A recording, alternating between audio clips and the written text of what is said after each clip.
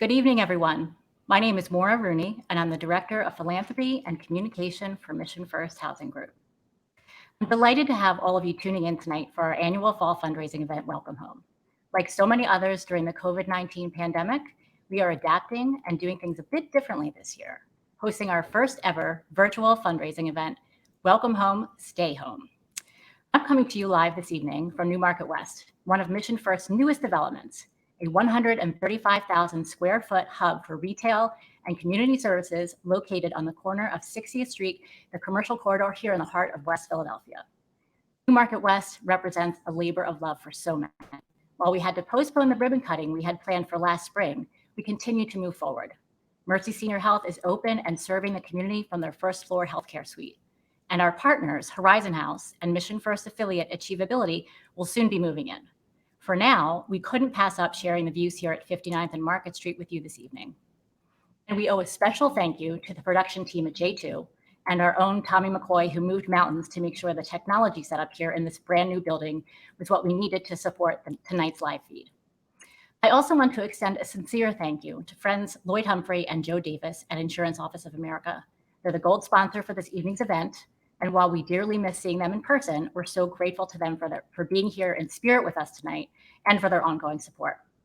So while we can't be together in person, I invite you to take a break from your workday, sit back, and hang out here for the next hour while we share with you stories about the many ways our incredible team members have adapted and continued their important work during the COVID-19 pandemic. Now, I'm going to send it to Kevin Smith, our resident mixologist, who's going to kick off Welcome Home, Stay Home by introducing this year's signature cocktail, Kevin, take it away. Hello everyone, and welcome to the Mission First Cocktail Hour, brought to you by our friends at Kitchen & Associates. My name is Kevin Smith, Senior Program Manager for the Program Management Team at Mission First, and I'm going to be your mixologist. For all of us working, teaching, or parenting from home, here's a little something to help you unwind. We'll start first with our COVID-tini. Next, our welcome home, which I'll be demonstrating for you tonight. You'll need 1 part gin, 1 part lemon juice, a little simple syrup, and whatever champagne you like to top it off.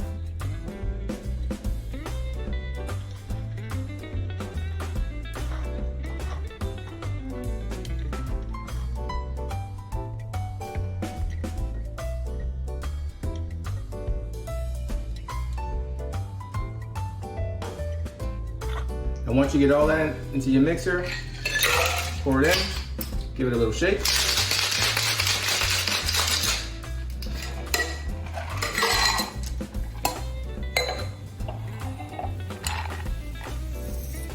Strain.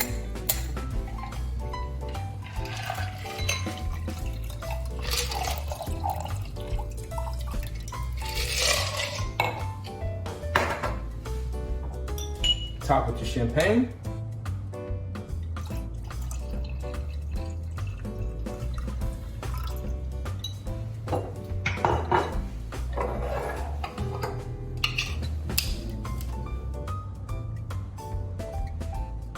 Add a cherry or two.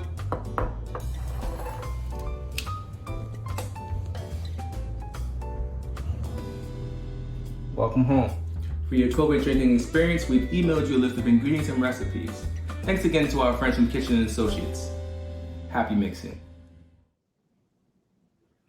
Thank you, Kevin, and thank you to this evening's signature drink sponsor, Kitchen & Associates. I also want to acknowledge our friends at Fulton Bank, our sponsor for this evening's event. Jean, Holly, and the entire Fulton team, we're so grateful for your ongoing partnership and support. Okay, hopefully after that excellent drink mixing demo, everyone now has a cocktail in hand, or is at least thinking about the cocktail they're about to make, because it is, after all, almost 5 o'clock. And now I would like to introduce our CEO, Alfredo de la Peña, who has some remarks to share with you this evening. It has been 7 months since the COVID-19 pandemic changed the way people live and work all across the globe. None of us, including myself, had any idea what this pandemic would mean for Mission First. Like so many others, when stay-at-home orders took effect last spring, we quickly transitioned to working remotely. But because we are an affordable housing provider, our work is essential. Access to housing is one of the most important things we can do to keep individuals, families, and communities safe and healthy.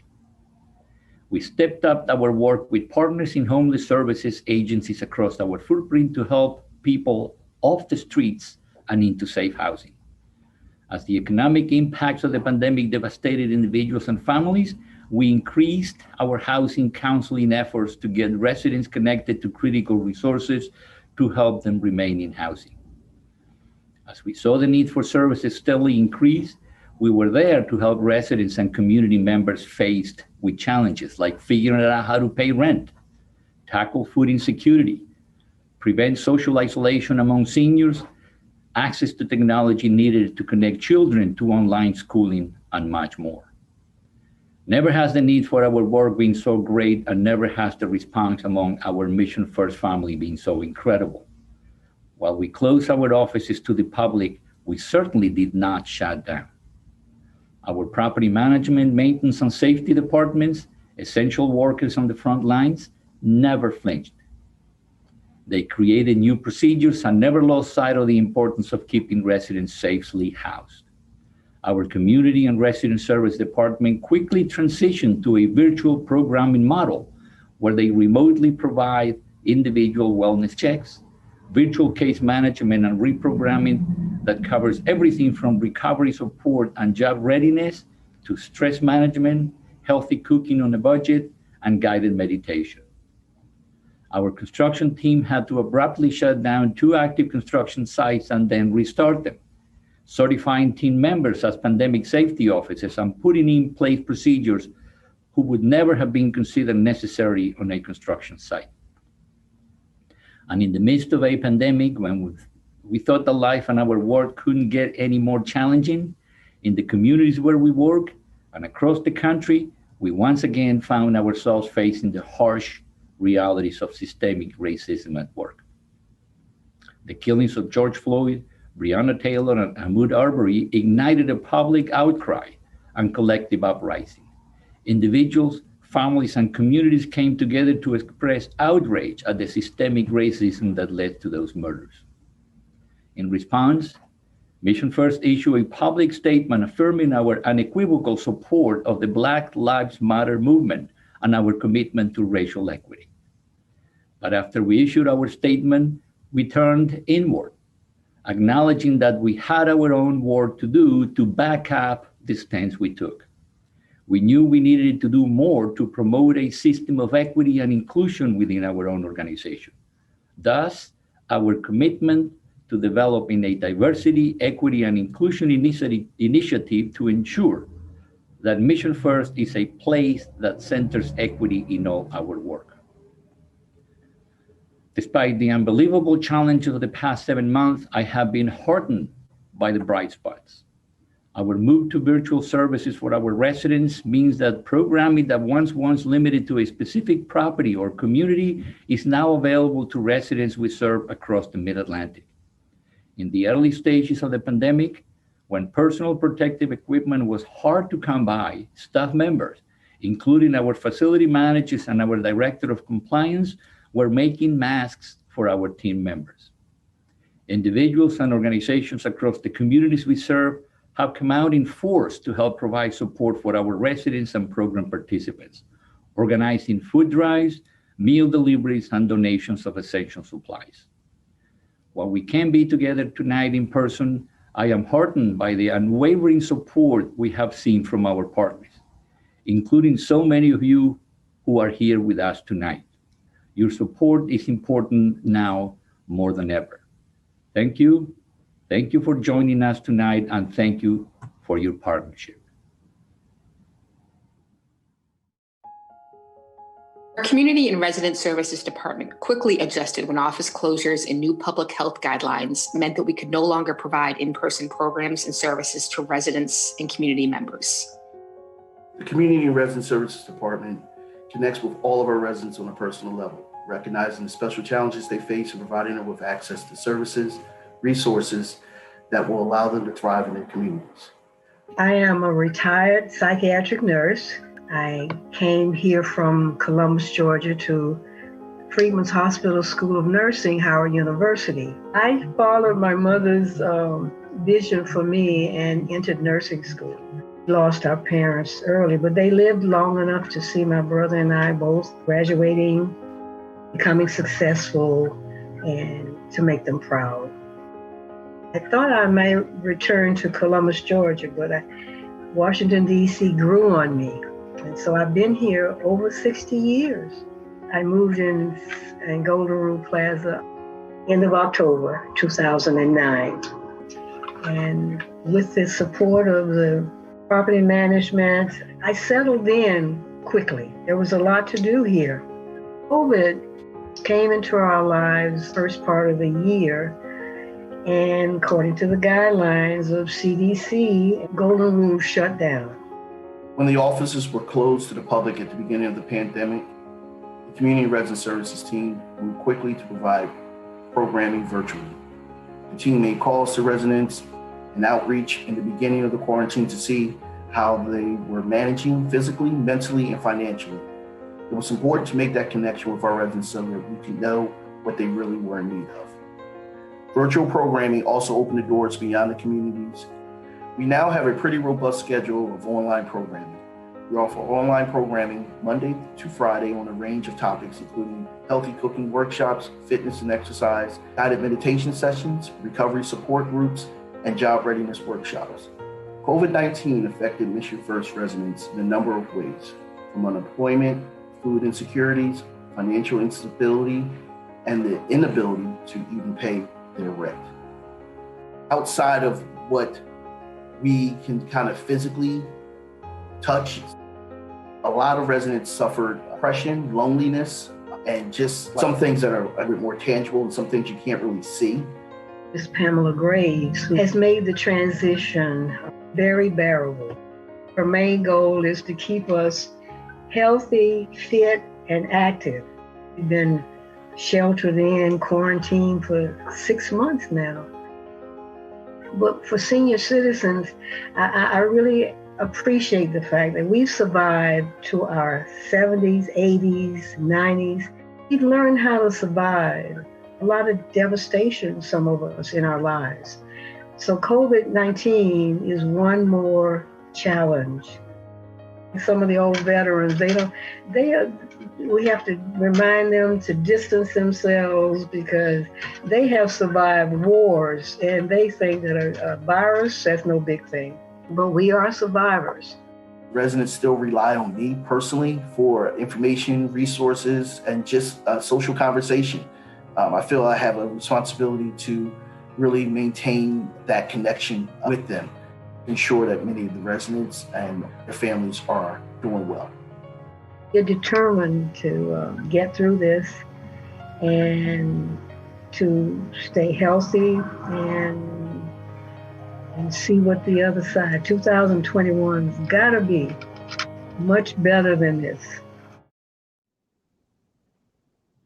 Thank you, Christian and Ms. Senior, for sharing your experiences with us. One of the things that's been incredible to see over the course of the last 7 months, when the COVID pandemic changed the way all of us live and work, is the flexibility, creativity, and resilience of people working during this challenging time, drawing on these characteristics to quickly adapt and figure out how to best continue serving those in need. At Mission First, there have been incredible examples of this. For instance, our Washington, D.C. Community and Resident Services team held a virtual summer camp program this year, a feat of incredible creativity that involved providing laptops for each camper and staff members who would daily drop off meals and activities at each camper's apartment. These staff members went above and beyond to make sure that their campers stayed connected, busy, and engaged, and provided much needed respite for parents and caregivers.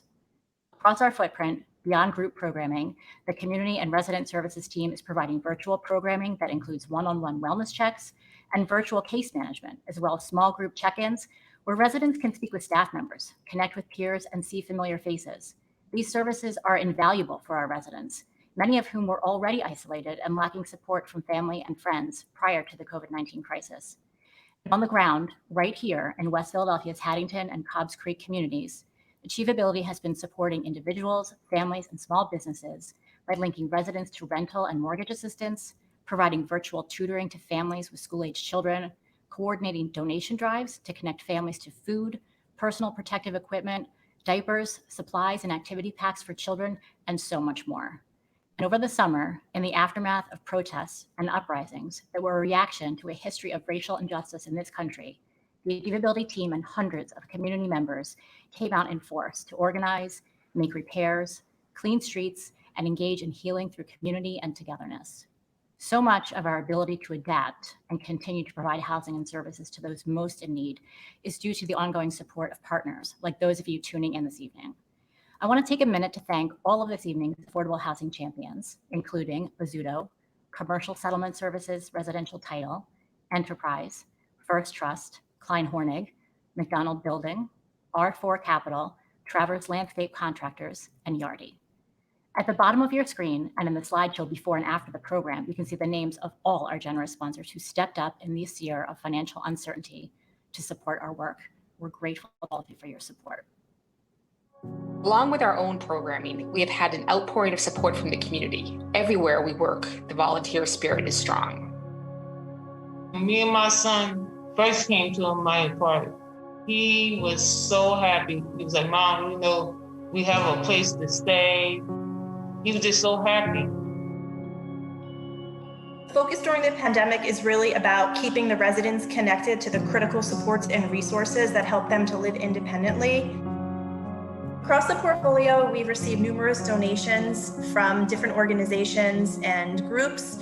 We've received basic needs and concrete items like food supplies, hygiene kits. We've received masks, computers, Wi-Fi availability, and various items that would keep people afloat during the pandemic. And we are very grateful for those items and those partnerships. In terms of the history of Capital One's relationship with Mission First, we've had a philanthropic and financing relationship with the organization for almost 10 years. In terms of philanthropy, we've been providing financial literacy support at Mission First DC properties, along with the engagement of our financial education staff. And we've supported the increasing efficiency and delivery of resident services in Philadelphia.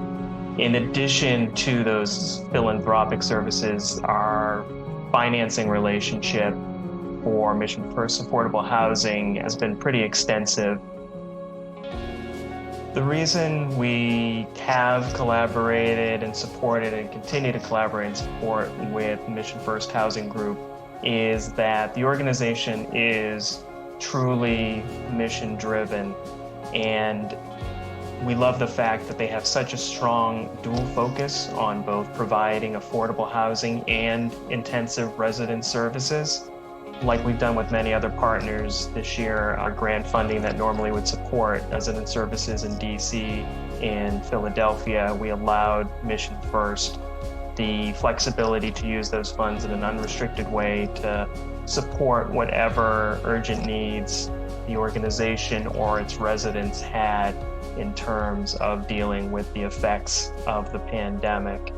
So although our level of commitment and dedication to Mission First and our collaboration, if anything, has increased, really trying to provide the same level of support. It's just in terms of what we're supporting and in responding to the changing needs of Mission First and its residents during the pandemic. Resiliency that I've seen in individuals that I interact with, whether it be the residents or the peers, people have been incredibly resilient. This is not an easy thing for anybody. It is completely new to all of us. And I'm seeing more kindness and more support and more interaction from people. And that makes me very happy and inspired on a daily basis. People are here because they were homeless. So when you be nice to that person and you give them stuff like that, it shows that you care and that someone loves them. So that's a big thing, because these people that are here went through a lot. So when you show them love, you know, it touches their heart.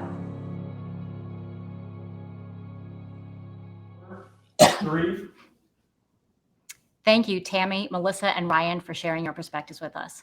I can personally attest to what Ryan Sheriff from Capital One outlined.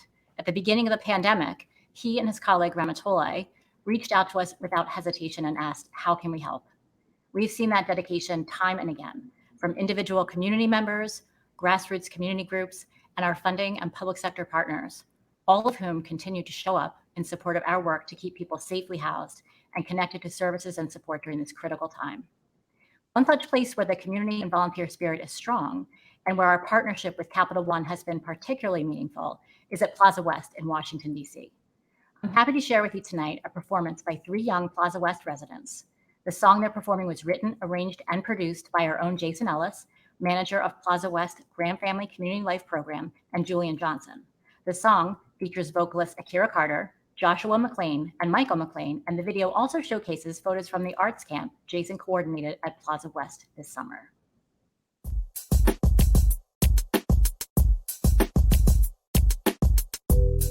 There are times in the day when you've got to move. Live your life in the fullest. Music playing everywhere. There's a city groove. Move like the wind. Let the rhythm take full control. But you got to let yourself go. Worry not what people might say. It's your life, so have it your way.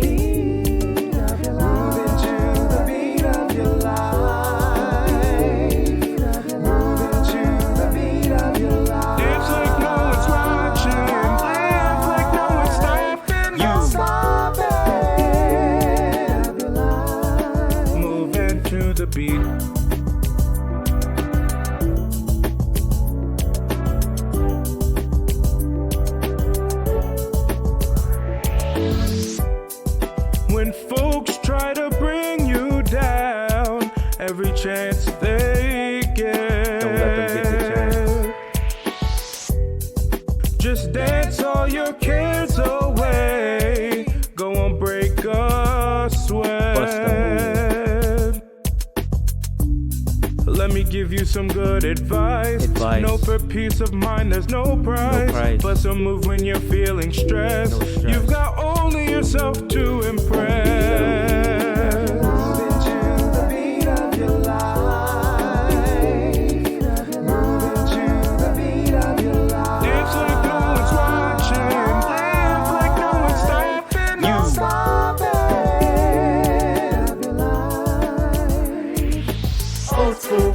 New school, classical, meet street. Don't worry about looking cool. Let your feet catch the beat. Old school meets new school, classical, meet street. Don't worry about looking cool. Let your feet catch the beat.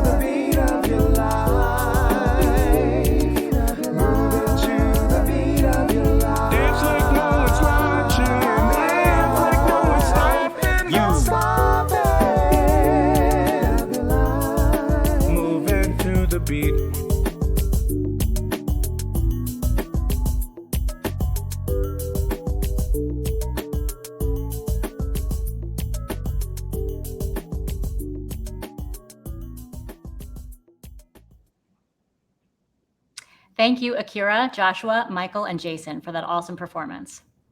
Another area of our work where we have seen great creativity and resiliency has been in our program management department.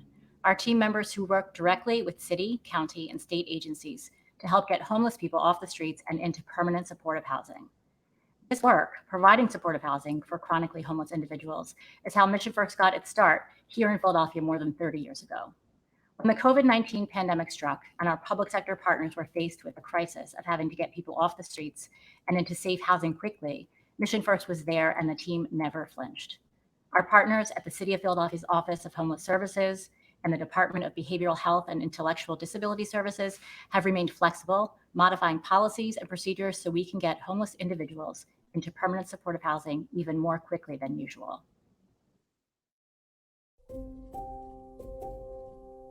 Mission First program management team plays a unique role in the affordable housing world. They provide property management services focused on housing the most vulnerable individuals, including the chronically homeless. When Mission First was first founded 30 years ago, our original purpose was to provide supportive housing for the chronically homeless individuals living with serious mental health issues. Program management simply just receives referrals from several different localities, and we provide supportive services and housing ultimately to homeless and mental health clients.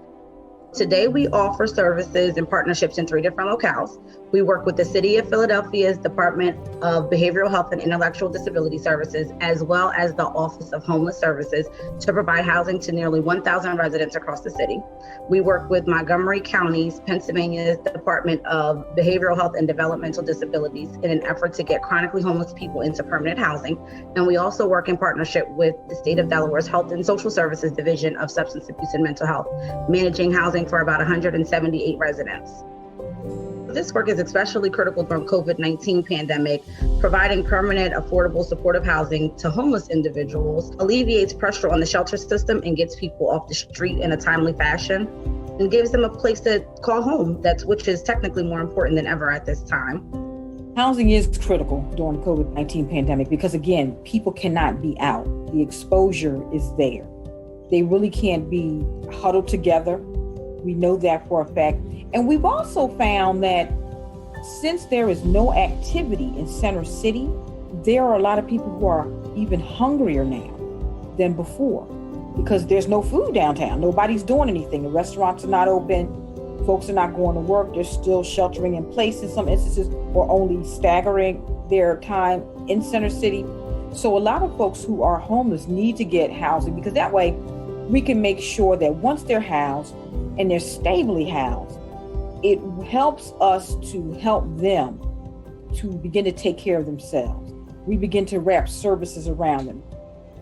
The relationship between Mission First and the Office of Homeless Services goes back so many years.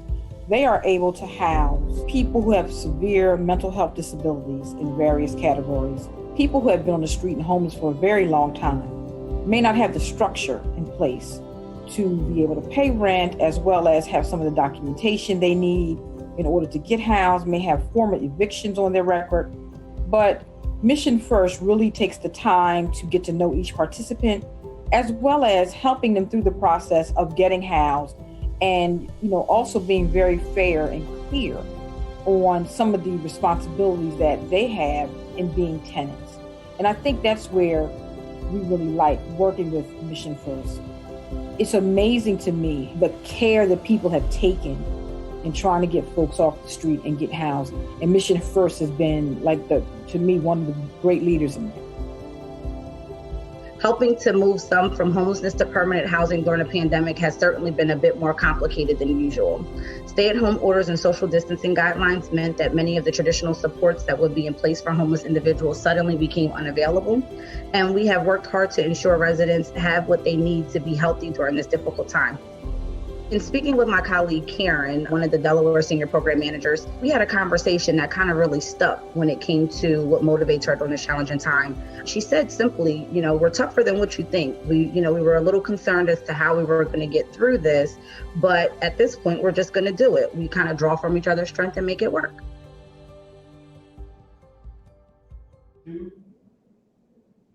Thank you, Keisha and Dacre. Earlier in the pandemic, I was speaking with a member of the program management team about how he and his team have had to adapt in this new environment. During our conversation, I asked what inspires him about his team and their work during this crisis. He told me that he's inspired by the creativity of his colleagues and seeing people learn how to take care of each other.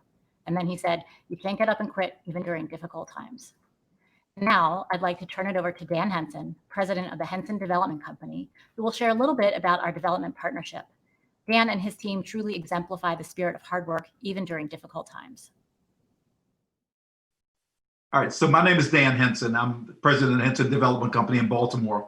About 18 years ago, we received a call from a church in the District of Columbia, Bible Way Church, and they were looking for somebody to help them develop land that they owned around a concept called the Golden Rule concept that the founder of the church, now almost 90 years ago, had established, which was that if we're going to live in a community, we ought to develop in that community, and we ought to provide decent housing, quality, affordable housing for people in that area.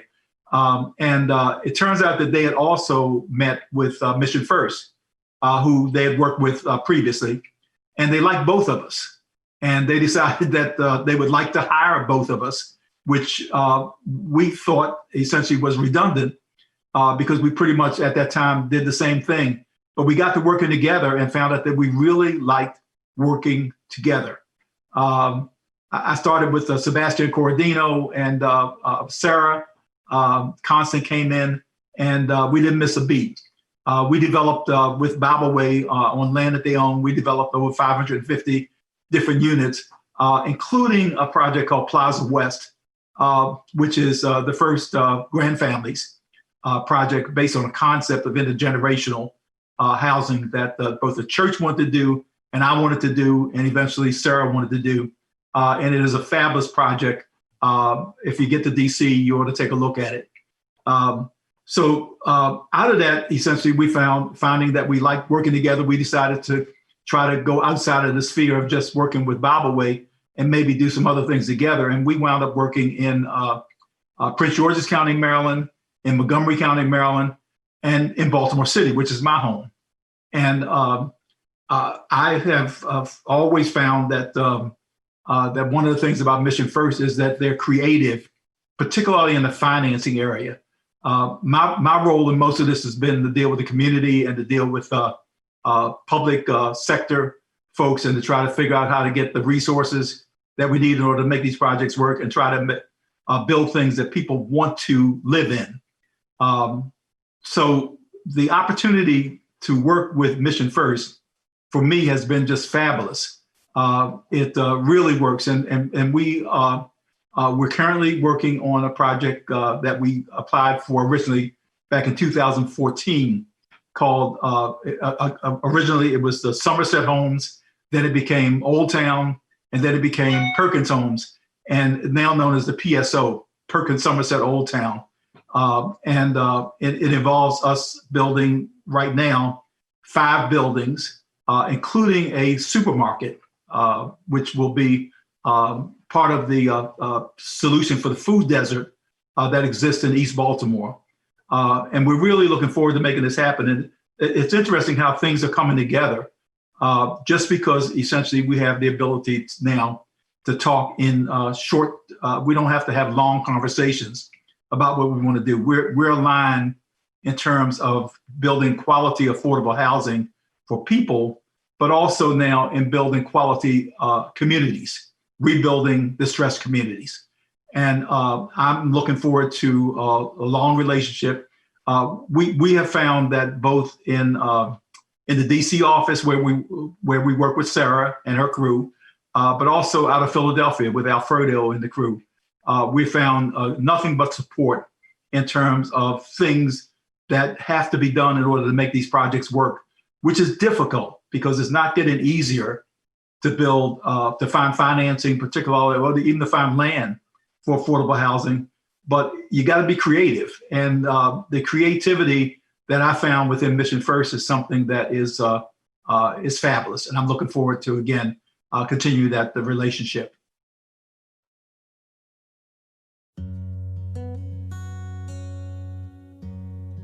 As one of the largest nonprofit affordable housing providers in the Mid-Atlantic region, Mission First has an active construction pipeline. And unlike many of our nonprofit peers, Mission First has its own general contracting arm.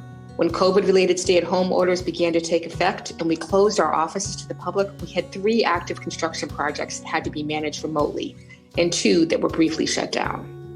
Right now, we're really busy. We have 4 active projects in the area. In Philadelphia, through our construction department, we have New Market West at the 59th and Market in West Philadelphia. Sassafras Terrace is a 64-unit preservation project located in Mountain Joy, PA. 1234 McElderry Apartments, located in Baltimore, Maryland. And more recently, this past August, we broke ground on Suitland Senior Apartments, a 137-unit project for seniors in Suitland, Maryland. The state of Pennsylvania mandated the shutdown of all construction projects. All construction stopped at New Market West and Sassafras Terrace. The extension of a project causes additional staffing costs for supervision and management work, as well as financing costs for when projects sit uncompleted. A lot of our existing rehabs require families to be relocated for a period of time while the unit's being renovated and they aren't able to move back in. New residents are in need of housing as soon as it's available. For our commercial projects, our office tenants at New Market West have business operations that have been waiting to move into their new space. Right now, all of our projects are back on track. Since the mandates differed by state, the Baltimore, Maryland projects were able to continue at 1234 McElderry Street, and great progress has been maintained. Despite slowdowns for materials, they're scheduled to be completed by the end of the year. At New Market West, the last of the tenant fit-out projects will be completed by October 2020. Phase 2 of apartments at New Market West has started and will be completed by July of 2021. Our observation work at Sassafras Terrace is just completed as well. I think anybody who does this type of work, you're motivated by the need to finish a job. You're not happy until it's complete, so you want to keep that going forward. The maintenance team at Mission First is on the front lines as essential employees. Like all of us at Mission First, the maintenance team has had to learn and create policies as they go. They might put a procedure in place one day and have to change it the next. And also, like the rest of us, they're adapting to the new normal of working while following public health guidance around social distancing. Managing a team of techs in a major city as Philadelphia and Washington on a regular basis is already demanding. Adding a world pandemic like COVID, we really need to rethink how everything we already do can be accomplished, but with a whole new set of guidelines. It was almost having a second job. We still need the same results, but with all more coordination and communication. we have to think of a plan now. This is serious. We were scared to be around each other, so we would just call each other. Throughout early COVID, processing covered a wide range of issues we normally would not have to deal with on a regular basis. Tenants had questions and concerns that needed to be addressed along the ways, and we knew we were the face of the company at that point. We try helping as much as we can. So much has changed. At the same time, one thing remains the same: our commitment to providing affordable housing and supportive services to individuals and families in need across the Mid-Atlantic region. All of us at Mission First are inspired by the hard work, creativity, and unflinching commitment to helping others that we see among our colleagues and in the communities where we work. Over the last 7 months, we have all been impressed and awed by the absolute dedication and hard work of Mission First essential employees. Our maintenance, construction, resident services, and property management staff, each of these teams is doing a great job at a time of great uncertainty when just coming to work can sometimes feel very scary, and when everyone has their own family and loved ones to get home to, and they never skip a beat. And while we all continue to be amazed at the dedication and selflessness of these team members, we also want to acknowledge so many of the unsung heroes of Mission First, those individuals and departments who kept their noses to the grindstone and just kept working. The team members who sewed masks for colleagues, got the checks to the bank, the financing application submitted, distributed the mail, kept the social media running, figured out how to onboard new staff members remotely, get technology and equipment into the hands of staff working to support those at home, and to everyone who has made it a priority to find ways to stay connected with their colleagues during this time. Thank you all for your incredible dedication and hard work. Now, for part one of a very exciting two-part end to our program, because no Mission First event would be complete without wine made by our own Alfredo de la Peña, we're raffling off a case of wine from the De la Peña Vineyard, located in North Wales, Pennsylvania. And we're throwing in a $50 Visa gift card for good measure. Pretend drum roll, please. And the lucky winner is Sean Almond. Sean Almond is a staff member at Mission First Housing Group. Sean, congratulations. We'll follow up with you directly after the program to arrange a time to deliver your prize. And now, while we open the program with a cocktail mixing demonstration, we're going to close out this evening's program with a dessert making demonstration by our very own Mark Teacher.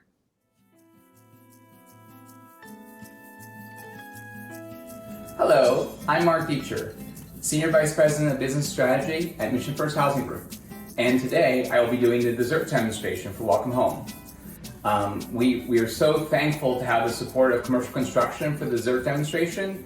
And today I will be baking a what we call in our family crazy cake. But for the purposes of this event, we're going to call it the pandemic cake, which really reflects what we've been all going through the last 6 months. And I'm going to walk you through the ingredients. You should receive the ingredient list this week. And I'm going to show you what we have here. So we have flour, sugar, cocoa powder, baking soda, salt, vinegar, vanilla, and oil. So first I'm going to add 1.5 cups of flour, 1 cup of sugar, 4 tablespoons of cocoa, 1 teaspoon of baking soda, and 1/2 teaspoon of salt. Mix it up together. So after everything is mixed, you want to create some wells. I'm just going to put like a little well here. You're going to make 3 wells. 1 here, 1 here, and 1 here. Just little holes. You want to have just enough of an indentation. And we're going to put in 1 teaspoon vinegar. We're going to put in 1 teaspoon of vanilla, and then we're going to put in 5 tablespoons of oil. And then the final ingredient is a cup of water. And you pour it over the whole thing. You mix it up. Keep on mixing, make sure you've got all dry ingredients, and then you're basically ready to put it in the oven. So I'm gonna put it in the oven at 350 for 30 to 40 minutes. So the cake is ready. And now, the most important thing is how it tastes. And I want to thank again Commercial Construction. And from our home to your home, here's the tasty pandemic cake.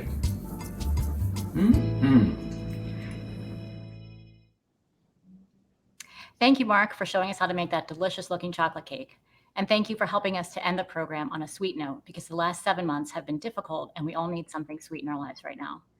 While navigating a global pandemic is hard on all of us, it's certainly more challenging for some. Our residents are dealing with job loss and financial hardship, food insecurity, navigating the challenges of virtual learning and keeping children connected to school and learning support. Some of our residents are dealing with illness and chronic health issues, and many face the daily injustice and inequities of systemic racism. We are working to ensure that all of our residents stay connected to the resources they need to address these and other challenges. We're working hard to ensure they can continue to live independently in their own homes through this crisis and beyond. The pandemic has affected everyone, but the vulnerable individuals and families we serve are even more at risk. We remain committed to ensuring that everyone has a safe place to call home. And what is perhaps as sweet as the chocolate pandemic cake is witnessing the commitment to helping others that we have seen throughout Mission First and the communities where we work. Thank you for joining us this evening, and thank you for doing your part too.